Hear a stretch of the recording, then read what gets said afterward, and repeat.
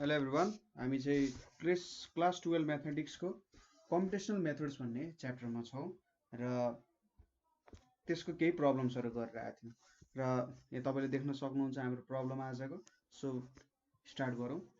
के छ त क्वेसन भन्दाखेरि how many iterations do you need to get the root if you start with a is equals to 2 and b is equals to 3 and the tolerance of 10 to the power minus 3. So यसले सोधिरहेको छ मैले कतिचोटि iteration गर्नुपर्छ, मैले कतिचोटि भ्यालुहरू भेट्दै भेट्दै भेट्दै भेट्दै क्यालकुलेसन गर्नुपर्छ र जबसम्म मेरो चाहिँ इरर 0.0001 यस्तो लेभलसम्म नआओस्। ठिक छ, मेरो रुट जुन भेट्ने इरर छ यो लेभलसम्म नआओस्। सो यहाँनिर इरोरलाई मैले के सपोज गरेँ, इरोर भनेको चाहिँ एप्साइलोन आर भनेर सपोज गरेँ। यो इरोर चाहिँ के हुनुपर्छ, 10 to the power लेस 4 मा रहेछ है, क्वेसनमा चाहिँ 4 रहेछ। सो -4 यो सम्म हुनको लागि भनेपछि एउटा जिरो अझै थप्यो। So 10 to the power -4। अब हामीसँग एउटा फर्मुला छ। ठिक छ, फर्मुला के छ त भने using the formula to calculate के त max error। ठीक छ, using the formula to calculate max error हामीसँग के छ, ER भनेको के हो, B minus A divide by 2 को पावर I लेस देन कति हुनु पर्यो, 10 to the power -4।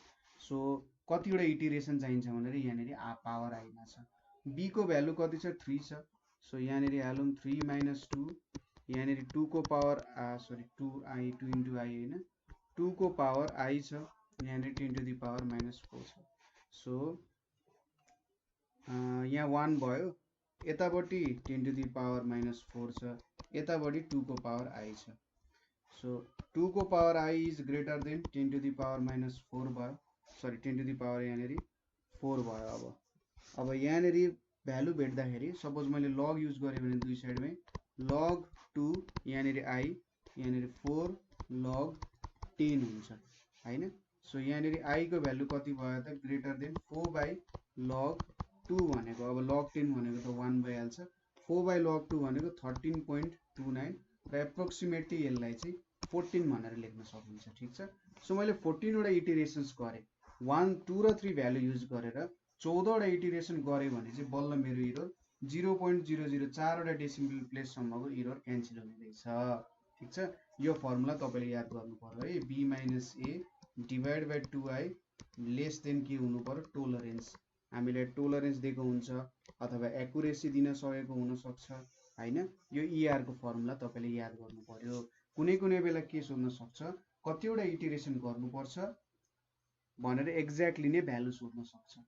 ठिक छ, कतिवटा इटिरेसन गर्नुपर्ने हो र त्यतिवटा इटिरेसन गरेर भ्यालु देखा भनेर भन्न सक्छ। सो त्यति बेला चाहिँ यति नम्बर अफ इटिरेसन्स गरेर हामीले निकाल्न सक्छौँ भनेर यो फर्मुला युज गर्नुपर्ने हुन्छ र तपाईँले भ्यालु निकाल्नु पर्ने हुन्छ है।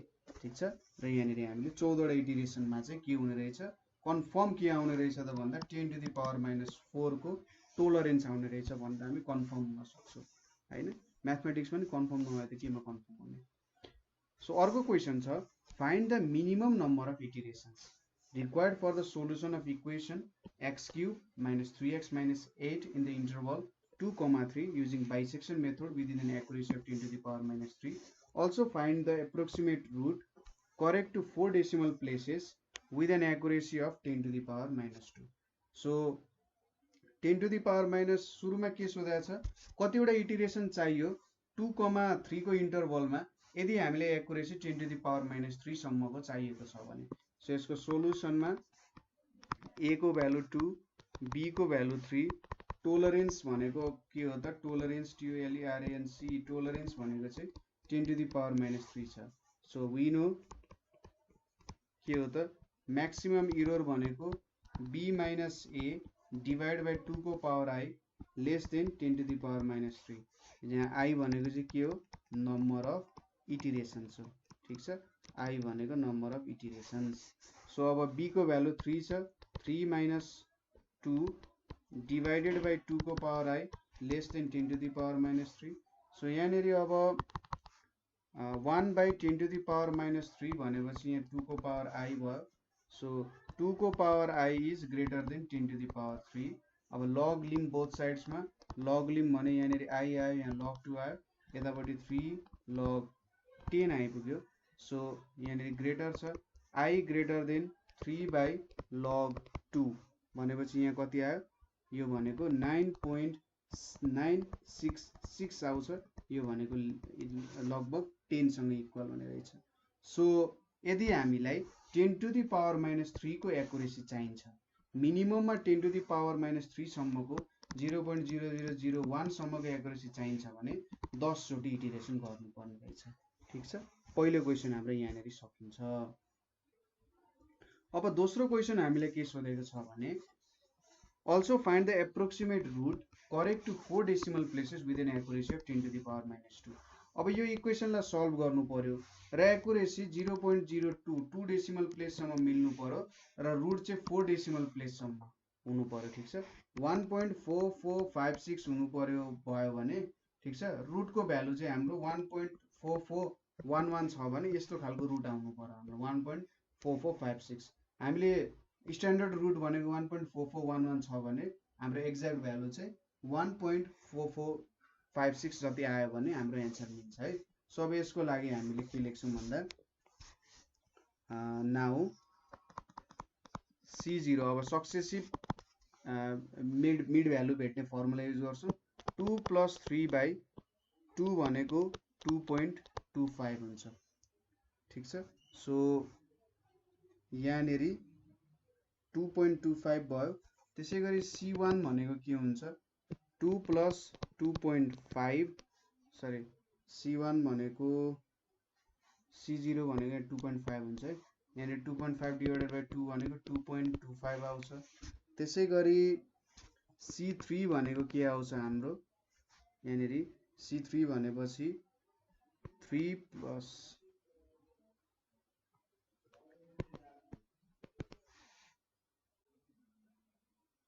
ठीक छ 5.5 भनेको 2.75 पो आउनुपर्ने हो त हैन। अब यहाँनिर चाहिँ हामीले ठीक छ यसरी नै भ्यालु झिकौँ न त, आउट अफ बाउन्ड चाहिँ जानु भएन है हाम्रो भ्यालु।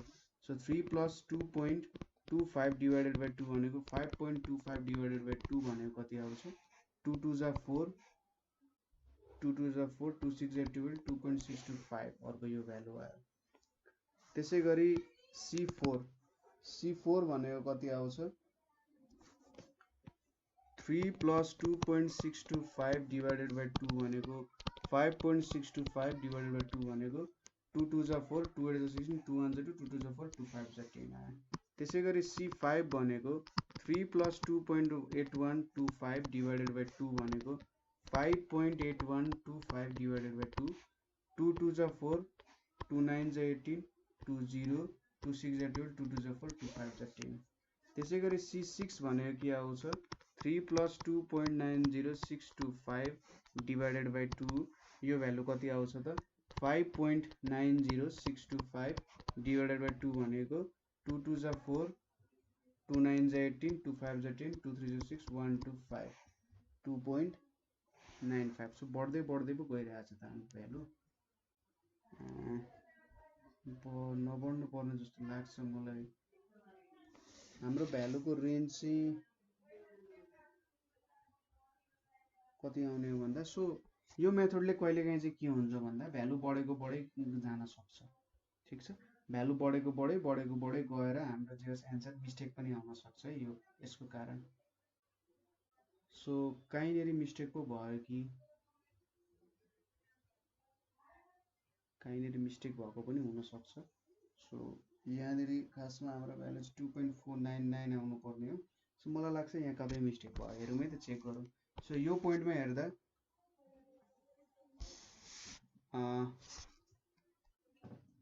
2 + 3 यहाँनिर 5.5 छ 5.5 डिवाइडेड बाइ 2 2 जा 4 2.75 आउने रहेछ। सो अगाडि नै मिस्टेक भएछ है यहाँनिर। सो यो मेथड एप्लाई नगरौँ यहाँनिर, यो मेथडले अलिकति हामीलाई धेरै प्रब्लम नै दिने रहेछ, अलिकति होइन धेरै प्रब्लम। किनभने यसको एउटा सर्ट कमिङ्स भनेको पनि के हो मैले यही देखाउन खोजेको थिएँ तपाईँहरूलाई किन युज नगर्ने कहिलेकाहीँ नमिल्न सक्छ भनेर। यहाँनिर यसको एउटा सर्ट कमिङ्स पनि हो यो कि कहिलेकाहीँ भ्यालुजहरू चाहिँ बढेको बढै गइदिन सक्छ है। तपाईहरुले यसको बारे पढ्न पनि सक्नुहुन्छ कि भ्यालु इन्क्रिज भएको भए गइदिन सक्छ। सो यसको लागि अब यहाँनिर हामी के युज गर्छौँ भने C0 भनेको के छ 2 + 3/2 छ 2.5 भयो। अब FC0 को भ्यालु हाल्छौँ। FC0 को भ्यालु हाल्दाखेरि 2.5 को क्युब इक्वेसन त याद छ नि तपाईलाई 3 × 2.5 - 5 भनेको सरी -8 भनेको कति आइदिन्छ त यहाँनिर 0.125 आउँछ। यो ग्रेटर देन 0 छ हैन, यो ग्रेटर देन 0 छ। सो एन्ड यहाँनिर FC0 अथवा F2.5 × F2 भनेको के आउँछ लेस देन 0 आउँछ। सो अब C1 भनेको के लेख्न सकिन्छ भने 2 + 2.5 / 2 यो भनेको 2.25 आउँछ। अब FC1 के आउँछ त यहाँनिर 2.25 को क्युब माइनस 3 × 2.25 - 8 भनेको -3.3594 आउँछ। ठीक छ। रुट लाइज बिट्विन के भन्न सकियो त रुट लाइज बिट्विन 2.25 एन्ड 2.5 भन्न सकियो हैन। यसरी भन्न सकिन्छ। तपाईले 2 र 3 मा त भ्यालु हालेर चेक गर्नुभयो होला नि। अभियसली मैले चाहिँ तपाईले बुझ्नुहुन्छ भनेर माथि नै गर्दै थिए। माथि गर्दा थिए भन्दा नि सायद गरेको थिएन होला। त्यही पनि यहाँनिर F2 र F3 को भ्यालु त तपाईले झिक्नै पर्ने हुन्छ हैन।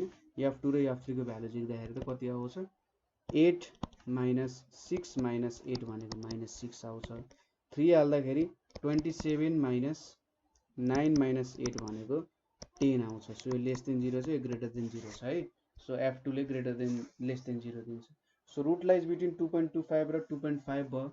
सो C2 भनेको के हुन्छ त 2.25 र 2.5 आयो डिवाइडेड बाइ 2 भनेको 2.375 भयो। सो FC2 भनेको कति आउँछ 2.375 को क्युब माइनस 3 × 2.375 - 8 भनेको -1.72852 आयो। त्यसै गरी अब यहाँबाट के थाहा पाइन्छ रुट लाइज बिट्विन के मा पर्ने रहेछ त 2.4375 एन्ड 2.5 बीच पर्ने रहेछ। सो यहाँनिर के गर्न सक्यो त अब FC4 भनेको के हुन्छ अब C4 यहाँनिर भेट्न सकिहाल्नुहुन्छ। C4 भनेको 2.4375 + 2.5 डिवाइडेड बाइ 2 हुन्छ। यो भ्यालु कति आउँछ त 2.46875 आउँछ। ठीक छ, पुरा बुझ्नु भयो होला। सो यहाँनिर 2.46875 को क्युब माइनस 3 × 2.46875 - 8 भनेको -0.35989 हुन्छ। सो यो भ्यालु हाम्रो C4 पनि आयो। सो अब therefore the root lies between हाम्रो के हुन्छ त रुट लाइज बिट्विन 2.46875 एन्ड 2.5 बीच पर्ने रहेछ। सो C5 भनेको 2.46875 प्लस 2.5 डिवाइडेड बाइ 2 भनेको 2.484375 आयो। सो अब FC5 हाल्दाखेरि के आउँछ त यहाँनिर 2.484375 को क्युब माइनस 3 × 2.484375 - 8 भनेको -0.1192665 आयो। ठीक छ, यति आयो। त्यसै गरी अब यहाँबाट के भन्न सक्यो रुट लाइज बिट्विन हेर्नु त रुट लाइज बिट्विन के आयो त 2.484375 एन्ड 2.5 बीच पर्न गयो हैन। सो C6 भनेको 2.484375 plus 2.5 divided by 2 is equals to 2.49922 थियो। सो अब FC6 भनेको के हुन्छ अब यहाँनिर के भयो भन्दा 2.49922 को क्युब माइनस 3 × 2.49922 - 8 भनेको कति आउँछ 0.11272 आयो। अब पोजिटिभ भ्यालु आयो। अब पोजिटिभलाई नै रिप्लेस गर्नु पर्यो हामीले। Therefore root lies between 2.49922 and 2.5 बीच हाम्रो रुट लाई गर्ने रहेछ। मलाई लाग्छ सायद हाम्रो लास्ट इटरेसन हुन जान्छ। अगेन C7 भनेको के हुन्छ 2.49922 प्लस 2.5 डिवाइडेड बाई 2 भनेको 2.49961 हुन्छ। सो FC7 अब FC7 हाल्दाखेरि 2.49961 को क्यूब माइनस 3 into 2.49961 माइनस 8 भनेको 0.11885 आयो। सो माथिको र मुनिको भ्यालु तपाईले यसो कम्पेयर गर्दा के देख्न सक्नुहुन्छ भने दुईटा डेसिमल प्लेस सेम आएको छ हैन। दुईटा डेसिमल प्लेस सेम आएको छ भनेपछि हामीलाई चाहिएको पनि त्यही हो।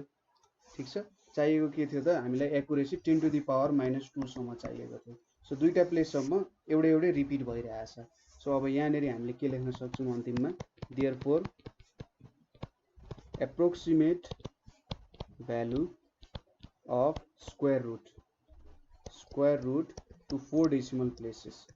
यहाँनेरि हामीले 6 decimal places मा काम गरिरहेको थियो तर हामीलाई 4 decimal places सम्म चाहियो इज 2.4992 भनेर लेख्न सक्नुहुन्छ है। तपाईले अब धेरै लेखिराख्नु पर्दैन। 2.499 सरी 2 हैन 6 2.4996 भनेर लेख्न सक्नुहुन्छ। 1 लेखिराख्नु पर्दैन किनभने कसैले 4 डेसिमल प्लेस सम्म गर्नु भने त किन जान्ने भरे 1 लेखिस भनेर मार्क्स काट दिन सक्छ है।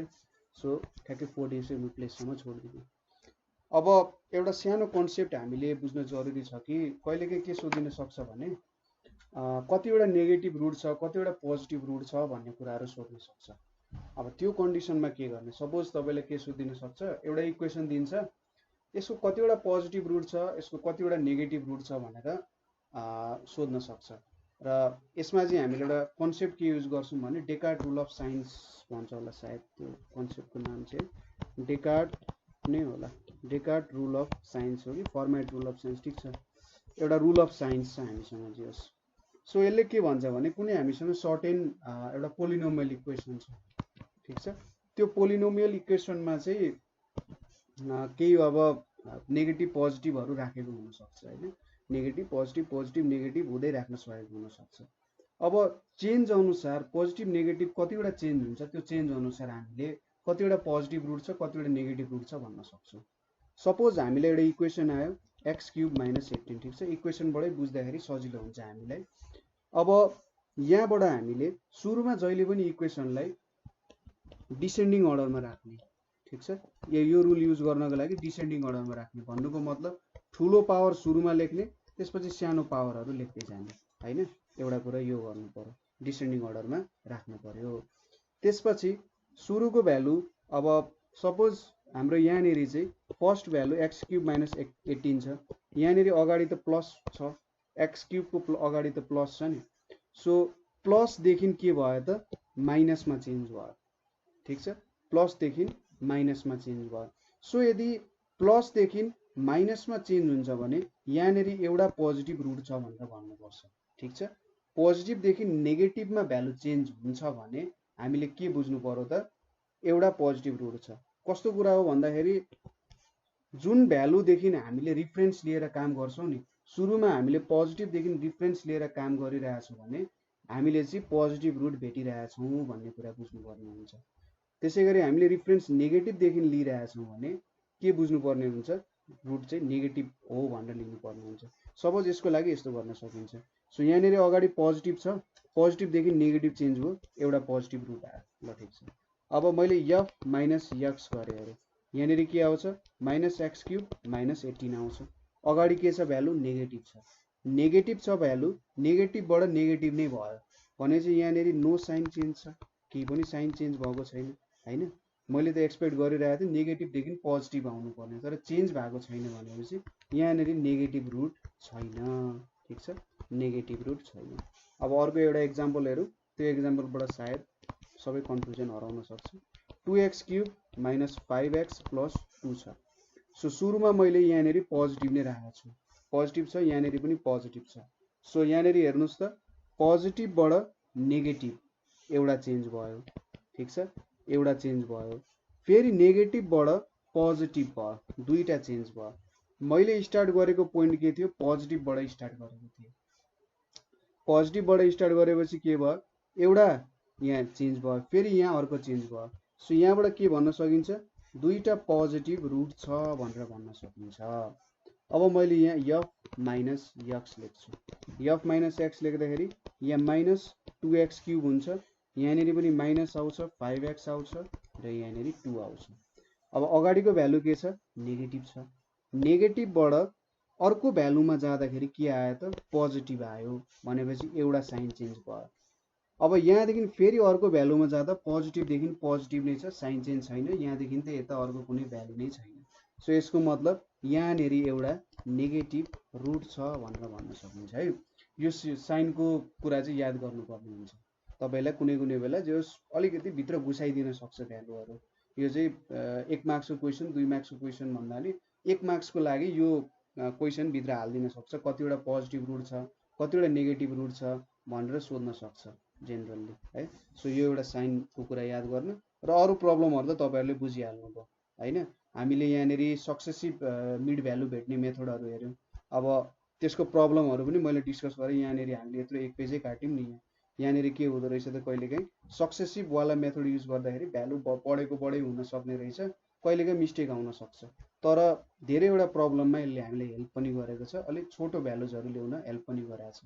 सो यसरी भ्यालुजहरू इन्क्रिज हुँदै हुँदै गयो भने यसको लागि हामीले अब कुनै भ्यालुलाई अलिकति घटाइदिन पनि सक्छौँ हैन। कुनै सानो भ्यालु लिएर काम गर्न सक्छौँ, तर त्यो रिस्क हामीले नलिउँ। यसरी तपाईँले हेर्दाखेरि C3 देखि C4 मा पुग्दा भ्यालुजहरू बढ्दै गयो भने तपाईँहरूले चाहिँ जे होस् यो मेथडलाई छोडिदिने, किनभने 3-4 मिनटको काम हो तपाईँले यहाँदेखि यहाँसम्म क्यालकुलेसन गर्न हैन।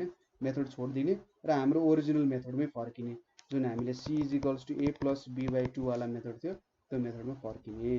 ठिक छ। र हाम्रो यो कतिवटा इटिरेसन हुन्छ भन्ने पनि इम्पोर्टेन्ट छ।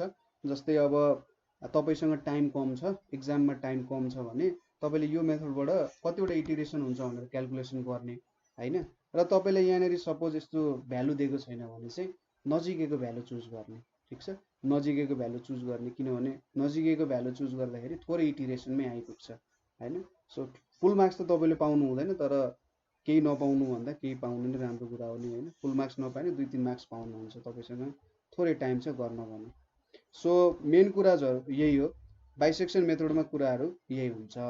सो कतै क्वेसन छ, कतै बुझ्नु भएन भने हामीलाई कमेन्ट गर्न सक्नुहुन्छ, अथवा तपाईँहरूको क्वेसन चाहिँ नेपाल अनलाइन स्कुलमा पनि पोस्ट गर्न सक्नुहुन्छ है। र अरू केही क्वेरिजहरू भए 9849595895 मा पनि क्वेसन गर्न सक्नुहुन्छ है। सो आजको लागि यति नै। Thank you for watching.